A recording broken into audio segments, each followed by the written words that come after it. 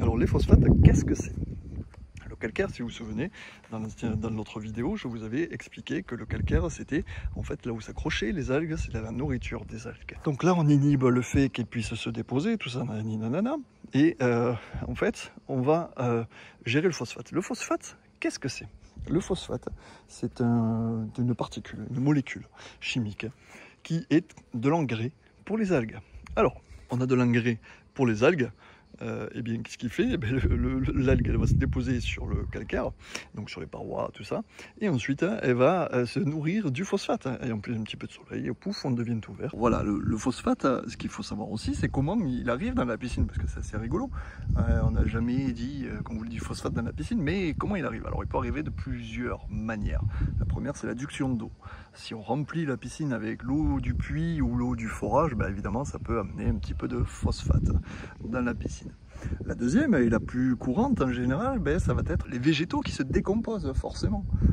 On a des feuilles qui vont au fond, qui se décomposent dans la piscine, et automatiquement, ben, ça génère de toute manière un petit peu de phosphate.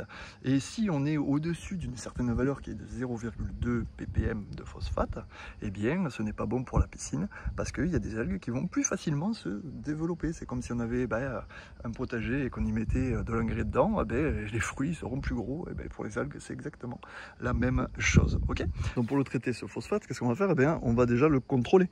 Pour le contrôler, ce phosphate, il faut des bandelettes anti-phosphate qui vont permettre de contrôler le taux de phosphate qu'il y a dans la piscine. Et on va le faire tout de suite avec des bandelettes de phosphate. Je vais vous chercher ça tout de suite. Alors comment on le mesure? On le mesure avec ça, un test anti-phosphate de chez Bérol. Voilà, tout simplement. Ce test anti-phosphate là, je vais vous montrer comment ça fonctionne. C'est extrêmement simple. C'est disponible également sur la boutique en ligne et sur les piscines du Sommeil où on est à Saint-Marcel-sur-Aude dans l'Aude. Donc là, je vais le déballer. Hop, voilà, on a un lot de bandelettes et on a une petite éprouvette qu'on va remplir jusqu'à 10 ml ici. Hop, vous voyez, 10 ml, on va le remplir comme ça. Je vais donc remplir ça. L'eau, on la prend où on veut, il n'y a pas besoin de la prendre au fond. On est à 10 ml, c'est pas une science exacte, on n'est pas à 0,2 ml, on est bien d'accord. Je vais prendre ma petite bandelette de phosphate et puis je vais la plier en deux comme ça. Ok, je la plie comme ça et je vais la mettre dans le bouchon ici, de manière à ce que, elle soit tenue comme ça, d'accord? Elle est tenue comme ça, c'est très bien. Et ensuite, je vais l'insérer, hop,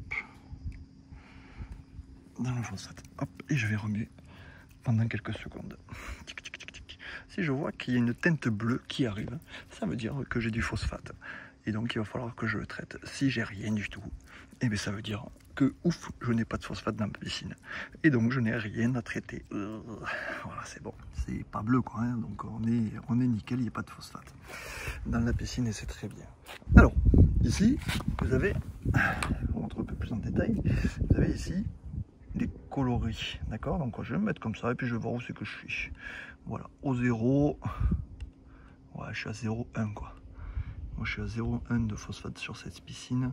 Voilà, si vous voyez que vous êtes plutôt sur 0,2, 0,3, 0,5, 2,5 et beaucoup plus, ce qui arrive régulièrement, hein, en fait c'est invisible, ça dit rien, mais par contre ça va vous faire dépenser beaucoup d'argent en produit. Et bien à ce moment-là, il va falloir mettre ce produit-là qui est un anti-phosphate, ça s'appelle Nofos. Encore une fois, c'est chez Bérol, hein, on va pas changer une équipe qui gagne, c'est un super fabricant. Le produit est disponible sur la boutique en ligne et également au magasin à Saint-Marcel-sur-Aude. Et comment on va le traiter? Alors on va pas le surtraiter, on va pas le surdoser, on va respecter scrupuleusement la préconisation, et là ils disent de verser 50 ml par 10 mètres cubes dans le skimmer, d'accord, dans le skimmer de la piscine. Vous pouvez aussi très bien le verser 50 ml tout autour de la piscine, ça craindra rien du tout, parce que ça va de toute manière se mélanger. Donc par exemple, moi sur cette piscine là, 50 ml par 10 mètres cubes, ça ferait 55 fois 10, donc ça ferait 5 fois 10, merde. Ça ferait 500 ml. Il faudrait mettre 500 ml de Nofos dans la piscine pour le détruire. Et moi je vais le préconiser de le faire au moins une fois par semaine. Ne mettez pas une surdose. Si vous mettez un surdosage, la piscine va se troubler. Vous allez mettre 15 jours à la récupérer.